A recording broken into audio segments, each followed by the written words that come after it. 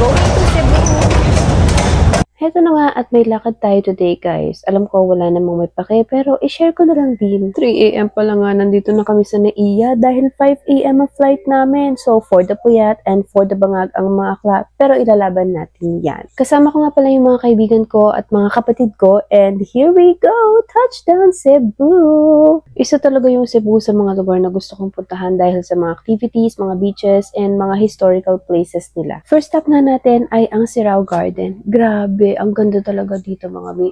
Medyo mainit nga lang pero worth it talaga siya. Dito ko nga ata talaga nakuha yung unang sunburn ko pero solid yung ganda.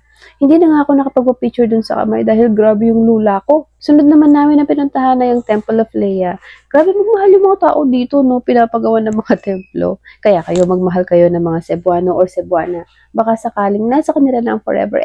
Pumunta nga din kami sa Taoist Temple pero dahil sobrang pagod na at medyo bangag na talaga, medyo binilasan lang namin dito. Huli na nga namin pinuntahan for this day ay ang Magellan's Cross. Grabe na din kasi yung pagod at yung puyat talaga namin. Kaya after namin mag-pray at magsindi ng ilaw, ay dumiretso na muna kami sa hotel.